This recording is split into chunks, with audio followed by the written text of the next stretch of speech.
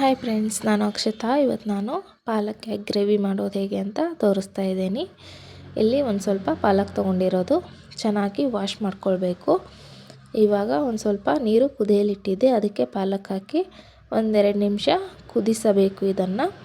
ಇವಾಗ ಮಿಕ್ಸಿ ಜಾರಿಗೆ ಒಂದರ್ಧ ಈರುಳ್ಳಿ, ಒಂದು ಸ್ವಲ್ಪ ಹಸಿ ತೆಂಗಿನಕಾಯಿ, ಹಸಿ ಮೆಣಸಿನಕಾಯಿ, ಬೆಳ್ಳುಳ್ಳಿ, ಟೊಮೆಟೊ, ಆಮೇಲೆ ಅಲ್ಲ, ಆಮೇಲೆ ಒಂದು ಸ್ವಲ್ಪ ಕೊತ್ತಂಬರಿ, ಒಂದು 4 ಗೋಡಂಬಿ ಹಾಕಿ, ಮತ್ತು ಇವಾಗ ಬೇಯಿಸಿದ್ವಲ್ಲ ಪಾಲಕನ್ನು ಹಾಕಬೇಕು. ಇವಾಗ ಮಸಾಲ ಹಾಕಿ ಬಿಳಿ ಎಳ್ಳು, ಚಕ್ಕೆ, ಲವಂಗ, ಆಮೇಲೆ ಏಲಕ್ಕಿ, ಜೀರಿಗೆ 1 ಸ್ಪೂನು, ಒಂದು ಸ್ಟಾರ್ ಹೂವು ಹಾಕಿ ಚೆನ್ನಾಗಿ ಸ್ಮೂತ್ ಪೇಸ್ಟ್ ಮಾಡಿಕೊಳ್ಳಬೇಕು. ಇದನ್ನು ಇವಾಗ ನೋಡಿ ಹೇಗೆ ರೆಡಿಯಾಗಿದೆ ಅಂತ. ಈ ಥರ ಆದರೆ ಸಾಕು. ಇವಾಗ 1 ಸ್ಪೂನು ತುಪ್ಪ ಹಾಕ್ಕೊಳ್ಬೇಕು, ಮತ್ತು ಎಣ್ಣೆ ಹಾಕಿ ಚೆನ್ನಾಗಿ ಬಿಸಿ ಆದಮೇಲೆ ಅದಕ್ಕೆ ಕಸೂರಿ ಮೆಂತ್ಯ 1-2 ಸ್ಪೂನ್ ಹಾಕ್ಕೊಳ್ಳಿ, ಮತ್ತು 1-2 ಪಲಾವ್ ಎಲೆ ಹಾಕಿ ಚೆನ್ನಾಗಿ ಫ್ರೈ ಮಾಡಿಕೊಳ್ಳಿ.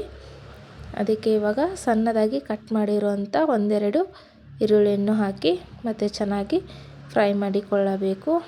ಮತ್ತು ಅದಕ್ಕೆ 1 ಸ್ಪೂನು ಧನಿಯಾ ಪೌಡ್ರು ಹಾಕಿ ಚೆನ್ನಾಗಿ ಮಿಕ್ಸ್ ಮಾಡಿ, ಆವಾಗಲೇ ಮಿಕ್ಸಿ ಮಾಡಿದ್ವಲ್ಲ ಮಸಾಲ, ಅದನ್ನು ಇದಕ್ಕೆ ಹಾಕಿ ಚೆನ್ನಾಗಿ ಹಸಿ ಸ್ಮೆಲ್ ಹೋಗೋ ತನಕ ಫ್ರೈ ಮಾಡಿಕೊಳ್ಳಿ.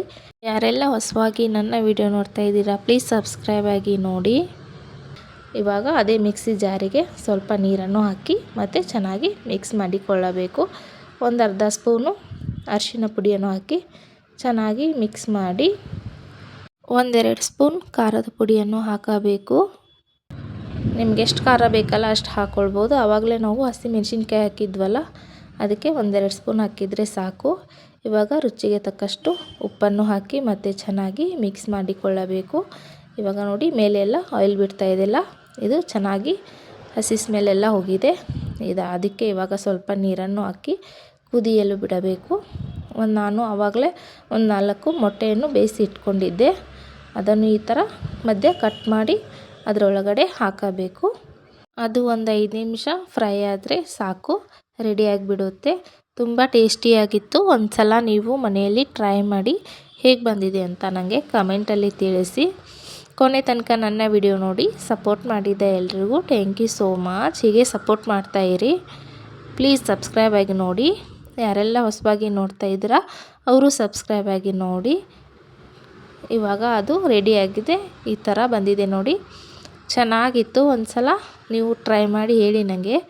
ರೋಟಿ, ಚಪಾತಿ, ಅನ್ನದ ಜೊತೆ ತಿನ್ಬೋದು. ಟೇಸ್ಟಿಯಾಗಿತ್ತು ನೋಡಿ, ತುಂಬ ಟೇಸ್ಟಿಯಾಗಿತ್ತು. Thank you.